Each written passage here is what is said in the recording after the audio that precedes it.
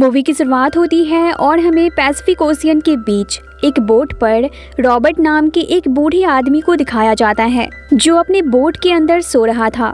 मगर अचानक उसकी आंख खुल जाती है किसी तेज आवाज को सुनकर। अब जैसे ही वो अपने पैर नीचे रखता है वो देखता है कि उसके बोट के अंदर पानी भर चुका है और वो पानी बोट में बने एक बड़े से होल के रास्ते अंदर आ रहा था। रॉबर्ट को कुछ भी समझ नहीं आता कि आखिर उसकी बोट में इतना बड़ा होल कैसे हो गया। अब इसकी जानकारी लेने के लिए रॉबर्ट जल्दी से बोट के ऊपर जाता है और वो देखता है कि एक बड़ा सा शिपिंग कंटेनर उसके बोट से टकरा गया है, जिसके कारण उसकी बोट में वो बड़ा सा होल हो गया। रॉबर्ट समझ जाता है कि उसे अब जल्दी से इस समस्या का समाधान ढूंढना होगा, वरना वो बोट सहित इस विशाल पैसिफिक ओशियन में डूब जाएगा। अब रॉबर्ट जल्दी से एक स्टील का रॉड निकालता है और उससे उस कंटेनर को अपने बोट से अलग करने की कोशिश करता है, मगर वो कंटेनर काफी भारी था, इसलिए वो उस रॉड से हिलता तक नहीं। ये देखकर रॉबर्ट जल्दी से बोट के अंदर जाता है और वहाँ से सी एंकर लेकर आता है। उस सी एंकर की मदद से रॉबर्ट आसानी से उस कंटेनर को अपने बोट से अलग कर देता है। अब रॉबर्ट देखता है कि बोट में पानी भर जाने के कारण बोट लगभग तबाह हो चुका है। बोट की मशीनें भी बंद हो चुकी हैं और उसके सारे इलेक्ट्रॉनिक डिवाइसेस भी खराब हो चुके हैं। पर चूंकि रॉबर्ट के पास कोई दूसरा रास्ता नहीं था, इसलिए वो अपने बोट को रिपेयर करने की कोशिश में लग जाता है ताकि वो सही सलामत किनारे तक पहुंच जाए। रॉबर्ट बोट में हुए बड़े से होल को ग्लू और प्लास्टिक की मदद से रिपेयर करता है और वहीं चूंकि बोट की मशीन खराब हो चुकी थी, इसलिए वो हाथ से एक हैंड पंप बनाता है और उसकी मदद से बोट में भरे पानी को बाहर निकालता है। रॉबर्ट को समुद्र में अभी भी एक लंबा सफर तय करना था और रॉबर्ट को पता था कि उसका ये जुगाड़ परमानेंट नहीं है, मतलब कि वो अभी भी खतरे में है। इसलिए रॉबर्ट अपने खराब हो चुके कम्युनिकेशन डिवाइस को भी किसी तरह रिपेयर करने की कोशिश में लग जाता है ताकि वो अपने लिए मदद बुला सके। रॉबर्ट कम्युनिकेशन डिवाइस को रिपेयर तो कर लेता है, मगर वो सिग्नल भेजने में असफल रहता है, मतलब कि उसे नेटवर्क नहीं मिलता। ये देखकर रॉबर्ट निराश हो जाता है और वापस अपने बोट के अंदर चला जाता है। मगर जैसे ही रॉबर्ट अपने रूम में जाकर बैठता है, उसे रेडियो पर किसी की आवाज सुनाई देती है, जिसे सुनकर वो जल्दी से ऊपर की ओर भागता है। अब ऊपर आकर रॉबर्ट जैसे ही रेडियो पर बात करने की कोशिश करता है, वो पाता है कि वो सामने वाले की आवाज सुन रहा है, मगर उसकी आवाज कोई नहीं सुन पा रहा। ये देखकर रॉबर्ट काफी दुखी हो जाता है। अब रात होती है और रॉबर्ट खाना खाकर सो जाता है। अगली सुबह होते ही रॉबर्ट खुद ही काम पर लग जाता है, क्योंकि उसे पता चल चुका है कि उसकी मदद उसे खुद ही करनी होगी। अब रॉबर्ट सबसे पहले अपने खराब हो चुके एंटीना को ठीक करने के लिए उसके ऊपर चढ़ता है और जैसे ही वो ऊपर चढ़ता है, उसकी नजर काले और घने बादलों पर जाती है, जिसे देखकर वो समझ जाता है कि काफी भयानक तूफान आने वाला है। अब रॉबर्ट जल्दी से बोट के अंदर आता है और अपने खाने पीने के सामानों को सिक्योर करता है और फिर रॉबर्ट सेविंग करता है। रॉबर्ट के इस अंदाज को देखकर हम समझ पाते हैं कि रॉबर्ट हर मुसीबत को फेस करने के लिए अपने तरीके से तैयार रहने वाला इंसान है। अब रॉबर्ट अपना रेन कोट पहनता है और डेक पर आ जाता है बोट को संभालने के लिए।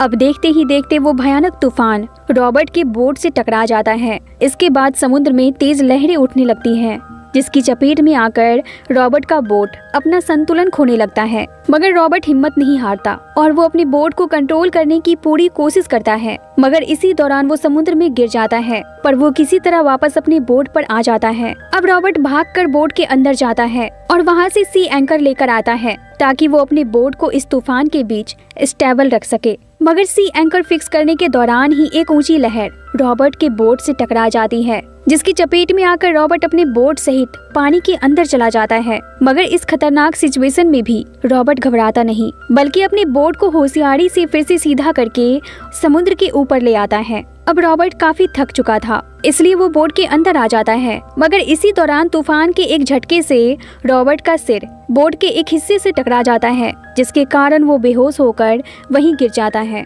अब कुछ देर बाद जब रॉबर्ट की आंख खुलती है तो वो देखता है कि उसकी बोट में कमर तक पानी भर चुका है और बोट का हर हिस्सा लगभग खराब हो चुका है। रॉबर्ट ये देखकर समझ जाता है कि अब वो इस बोट में सरवाइव नहीं कर सकता, इसलिए अब रॉबर्ट अपने बोट से लाइफ राफ्ट निकालकर उसे ओपन करता है और वो उस लाइफ राफ्ट की रस्सी को अपने बोट से बांध देता है। ये सोचकर कि तूफान शांत होते ही वो अपने बोट पर वापस आकर इसे फिर से ठीक करने की कोशिश करेगा। इसके बाद रॉबर्ट अपने लाइफ बोट में जाकर सो जाता है। अब अगली सुबह जैसे ही रॉबर्ट की आंख खुलती है वो देखता है कि तूफान शांत हो चुका है, मगर उसका बोट पानी के अंदर डूबता जा रहा है। ये देखकर रॉबर्ट जल्दी से अपने बोट के अंदर जाता है। अंदर जाते ही वो देखता है कि उसके बोट के अंदर कंधे तक पानी भर चुका है। अब रॉबर्ट जल्दी से अपने बोट से कुछ जरूरी सामान निकालता है, जैसे खाने पीने की चीजें और समुद्र में सरवाइव करने के लिए कुछ जरूरी सामान। आखिर में रॉबर्ट अपने माथे पर लगे चोट को पट्टी करके लाइफ बोट में वापस आ जाता है। इसके बाद रॉबर्ट उस रस्सी को छोड़ देता है जो उसकी बोट में बंधी हुई थी, और देखते ही देखते उसका बोट समुद्र में समाने लगता है। रॉबर्ट अपने डूबते हुए बोट को एक टक देखता रह जाता है। उस बोट से रॉबर्ट की बहुत सारी यादें जुड़ी थी, इसलिए इस दौरान वो काफी इमोशनल भी हो जाता है, मगर वो कुछ कर नहीं सकता था। अब रॉबर्ट विशाल और गहरे पैसिफिक ओशियन में अकेला था। दूर दूर तक उसे कोई दिखाई नहीं दे रहा था जो उसकी मदद कर सके। अब रॉबर्ट बोट से लाए गए एक बॉक्स को खोलता है जिसमें एक दूरबीन जैसा डिवाइस होता है। उसके साथ एक मैप भी था। उस मैप पर रॉबर्ट को एक शिपिंग लाइन दिखाई देती है जिससे शिप गुजरा करती थी। ये देखते ही रॉबर्ट जल्दी से उस रूट को मार्क करता है और बढ़ चलता है उस रूट की ओर ताकि उसे कोई मदद मिल जाए। रॉबर्ट कुछ दूर आगे बढ़ा ही था कि उसकी नजर अचानक समुद्र में उठने वाले एक और तूफान की ओर जाती है, जिसे देखकर वो थोड़ा सहम जाता है। अब रॉबर्ट जल्दी से अपने लाइफ बोट के अंदर जाता है और उसे चारों तरफ से पैक करके उसमें बैठ जाता है। अब जैसे ही रात होती है वो तूफान अपना असर दिखाना शुरू कर देता है। तूफान और समुद्र की तेज लहरों को रॉबर्ट का वो छोटा सा लाइफ बोट ज्यादा देर तक झेल नहीं पाता और वो पलट जाता है। रॉबर्ट, जिसका समुद्र में एकमात्र सहारा वो बोट ही था, इसलिए वो जल्दी से लाइफ बोट से बाहर निकलता है और किसी तरह अपने बोट को सीधा करके उसमें जाकर वापस बैठ जाता है। प्रकृति के इस भयानक रूप को देखकर रॉबर्ट काफी डर चुका था। शायद उसने कभी सोचा भी नहीं था कि वो इतने भयानक हालात में पहुंच जाएगा। अब इसी तरह डर के साए में रॉबर्ट वो पूरी रात गुजारता है। सुबह होते ही समुद्र शांत हो चुका था। रॉबर्ट को काफी भूख लगी थी, इसलिए वो जल्दी से अपने पास रखा हुआ खाना निकाल कर खाता है, मगर खाने के दौरान उसे पता चलता है कि उसके खाने में समुद्र का पानी घुस चुका है, जिस कारण खाने का स्वाद काफी बेकार हो गया था। अब जॉन जल्दी से पानी निकाल कर पीता है, मगर ये क्या, उस पानी में भी समुद्र का खारा पानी मिल चुका था। दरअसल पानी के उस कंटेनर का ढक्कन खुला रह गया था और इसी कारण उसमें समुद्र का पानी घुस गया। ये सब देखकर रॉबर्ट काफी फ्रस्ट्रेट हो जाता है और वो जोर जोर से रोने लगता है। पर रॉबर्ट जानता था कि इस तरह चिल्लाने और रोने से काम नहीं चलेगा, क्योंकि उसे यहाँ सहारा देने वाला कोई नहीं है। अब रॉबर्ट खुद को थोड़ा शांत करता है और फिर एक जुगाड़ लगाता है। क्योंकि जिंदा रहने के लिए उसे पानी की बहुत जरूरत थी, इसलिए वो पानी के प्लास्टिक कंटेनर को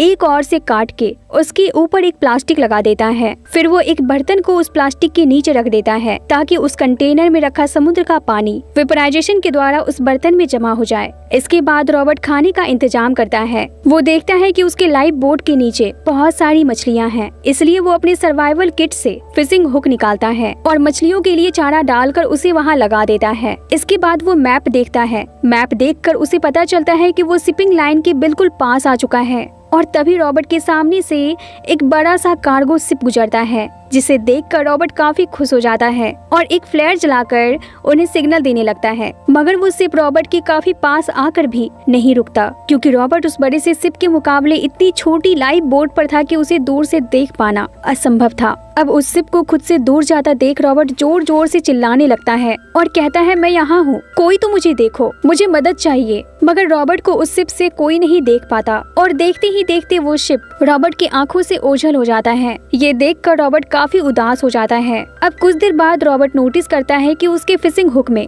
मछली फंस गई है। अब रॉबर्ट जैसे ही उस मछली को अपनी ओर खींच रहा होता है, तभी एक शार्क उस मछली को आकर खा जाती है। रॉबर्ट काफी दिनों से भूखा था, मगर उस शार्क ने रॉबर्ट के हाथ आया हुआ खाना छीन लिया। अब रात होते ही एक और कार्गो शिप रॉबर्ट के पास से गुजरता है, जिसे देखकर रॉबर्ट जल्दी से फ्लेयर गन चलाता है, मगर होता वही है जिसका रॉबर्ट को डर था। उस शिप पर से भी किसी ने रॉबर्ट को नहीं देखा और देखते ही देखते वो शिप भी रॉबर्ट की आंखों से ओझल हो जाता है, जिसे रॉबर्ट एक टक दूर जाते हुए देखता रह जाता है। अब अगली सुबह होते ही रॉबर्ट हिम्मत करके उठता है और पानी पीकर मैप देखने लगता है। मैप देखते ही उसे पता चलता है कि वो शिपिंग लाइन के काफी आगे आ चुका है। ये देखकर रॉबर्ट की हिम्मत टूट जाती है, क्योंकि उसे पता चल चुका होता है कि अब उसकी मदद कोई नहीं कर सकता। रॉबर्ट को पता चल जाता है कि अब उसका आखिरी वक्त नजदीक है, इसलिए वो अपनी पत्नी और बच्चों के लिए एक इमोशनल मैसेज लिखता है, जिसे वो एक जार में डालकर समुद्र में बहा देता है, ताकि वो मैसेज उसके परिवार वालों तक पहुंच जाए। अब फिर से रात होती है। रॉबर्ट अपने लाइफ बोट पर मायूस सा लेटा हुआ था। उसके शरीर में अब बिल्कुल भी जान नहीं बची थी। वो बस अपने आखिरी सांस का इंतजार कर रहा था। लेकिन तभी अचानक रॉबर्ट की नजर दूर से आ रहे एक शिप पर जाती है, जिसे देखकर उसके मन में जिंदगी जीने की फिर से एक उम्मीद जगती है। पर उसके पास अब सिग्नल देने के लिए फ्लेयर गन नहीं था, वो खत्म हो चुका था। इसलिए अब रॉबर्ट जल्दी से अपने पास पड़े हुए कुछ बुक्स को फाड़कर उसे जलाने लगता है, ताकि वो उन्हें सिग्नल दे सके। मगर रॉबर्ट की ये आखिरी कोशिश नाकामयाब साबित होती है, क्योंकि वो आग भयानक रूप लेकर रॉबर्ट की बोट में ही लग जाती है, जिसे अब बुझा पाना असंभव था। ये देखकर रॉबर्ट पानी में कूद जाता है। अब रॉबर्ट को फाइनली समझ आ चुका था कि उसका अंतिम समय आ गया है, इसलिए वो खुद को समुद्र की गहराइयों में जाने से नहीं रोक पाता, क्योंकि उसमें अब खुद को बचाने की हिम्मत नहीं बची थी और कोई उम्मीद भी नहीं थी। रॉबर्ट समुद्र की गहराइयों में समा रहा था और अपने जलते हुए लाइफ बोट को एक टक देख रहा था। मगर ये रॉबर्ट की जिंदगी का अंत नहीं होता, क्योंकि वो देखता है कि उस शिप से उसे बचाने के लिए कोई आ गया है। ये देखकर रॉबर्ट पूरी हिम्मत लगाकर ऊपर की ओर आने लगता है। ऊपर आते ही जैसे ही वो अपना हाथ आगे बढ़ाता है, मदद की वो हाथ उसके हाथ को पकड़ लेती है। इसी के साथ इस मूवी का द एंड होता है।